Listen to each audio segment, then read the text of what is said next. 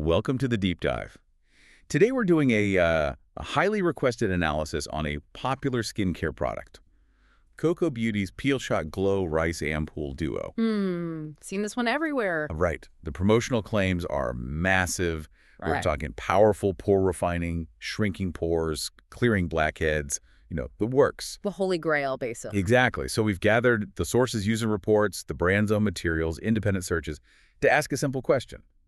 How do these marketing claims stack up against what we can actually verify?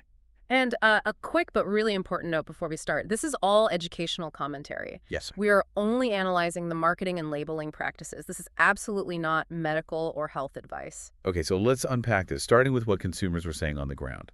The first thing users on Reddit flagged was, well, an identity crisis. Yeah, this is fascinating.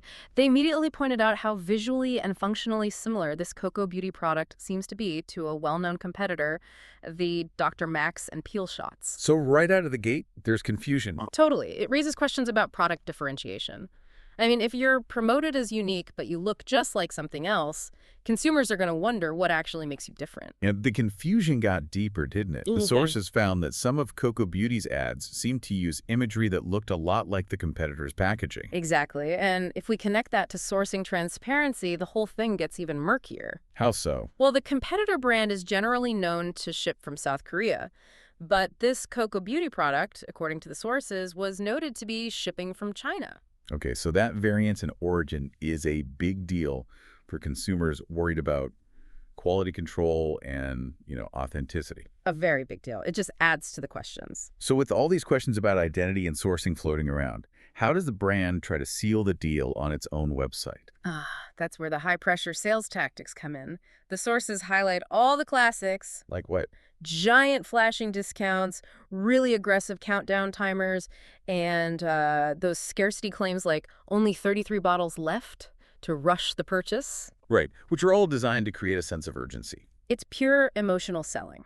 The goal is to get you to buy quickly before your critical thinking can kick in and you start to research or compare. And then they move on to building authority.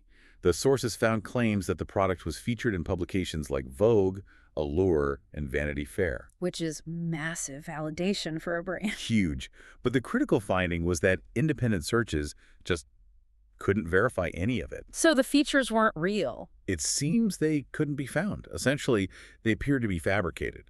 Wow. Okay, that raises a really important question about the integrity of the whole promotional story. And it didn't stop with fake press, did it? Not at all. Reverse image searches on some of their before and after photos suggested the images were found on, random blogs and other websites. Meaning they might not be from actual customers using this specific product? Exactly. The core finding is that the brand seems to have manufactured its authority from the ground up. Okay, so let's look at the numbers they used. These are always compelling. Oh, they're incredibly specific. The marketing cited 95% pore improvement after one use, 93% blackhead reduction, and 74% fewer visible pores in just 7 days. Those numbers are certainly striking. But if we focus on the scientific context, the analysis reveals a pretty significant lack of transparent, publicly available clinical evidence. So no studies to back up those exact percentages. Right. There are no clear testing protocols that you'd normally see from established brands making such dramatic claims. That absence of shared research is a key thing for you, the consumer, to evaluate. So at the end of the day, what does this all mean? This deep dive wasn't really about whether the product works or not. It was about evaluating the patterns in its marketing. The perceived similarities to competitors, the use of high-pressure sales, and this recurring lack of verifiable endorsements and public test data. Is the whole package. And that leaves us with a final, provocative thought for you to consider. Established sources like the FDA or NIH, they monitor ingredient safety, but they rarely vet marketing effectiveness claims. Right. They check for safety, not for results. Exactly. So how much weight should a consumer place on bold numerical results when there's no transparent, publicly shared methodology to back them up? It is an essential question to ask in today's consumer landscape. Something to mull over. Absolutely. We'll catch you on the next deep dive.